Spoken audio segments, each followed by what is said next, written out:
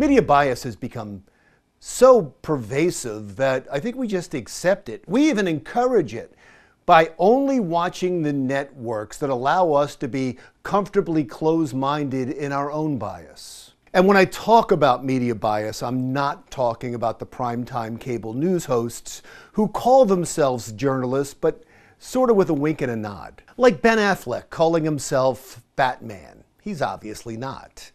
And primetime cable news hosts calling themselves journalists are obviously not. But it's the TV anchor stars who bother me the most. The ones who pompously claim that they're unbiased, that they speak the truth with no agenda. Like CNN's Anderson Cooper, who maybe once was an unbiased journalist, but has willingly drifted to the dark side of partisan politics along with his network.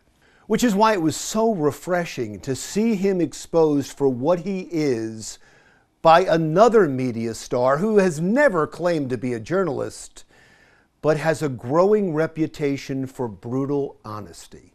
Joe Rogan, a comedian and host of the immensely popular Joe Rogan Experience podcast with tens of millions of viewers. Joe Rogan was a national story a couple of months ago when he contracted COVID-19.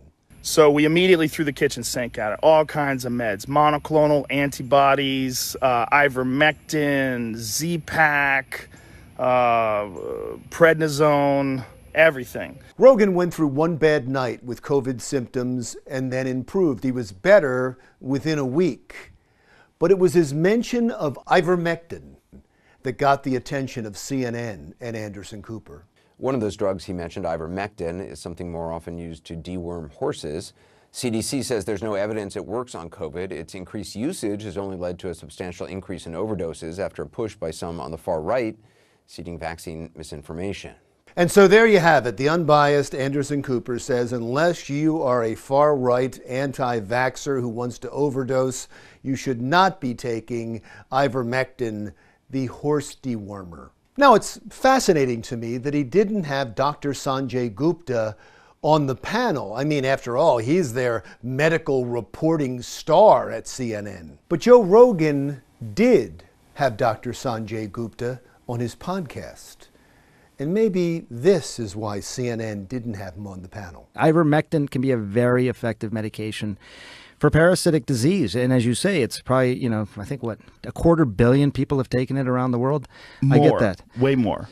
Way more. Billions of people have taken it. Yes, that's right. Ivermectin is not just a horse dewormer. In fact, it's not even best known for that. It's widely prescribed to humans by doctors around the world, as it was prescribed to Joe Rogan. And it not only fights bacterial infections, it also is known to stop the reproduction of viruses. The scientists who discovered ivermectin were awarded the Nobel Prize for Medicine in 2015. It is true that ivermectin has not been proven to be effective against COVID-19, and it's also true that the CDC does not recommend the use of ivermectin to treat COVID-19 until it's been clinically studied.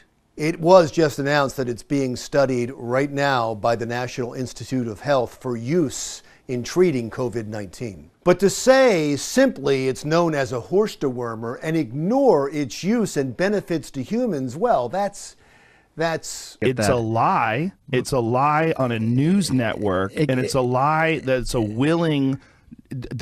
lie that they're conscious of. If they're lying about a comedian taking horse medication, what are they telling us about Russia? What are they telling us about Syria? Do you understand that that's why people get concerned about the veracity of the news? That's exactly the point. Once you have been exposed of bias by omission or slanting the news because of your political leanings, or in the case of Anderson Cooper, to say the horse dewormer is only taken by right-wingers who spread anti-vaccine disinformation, then it's difficult to believe anything else you say.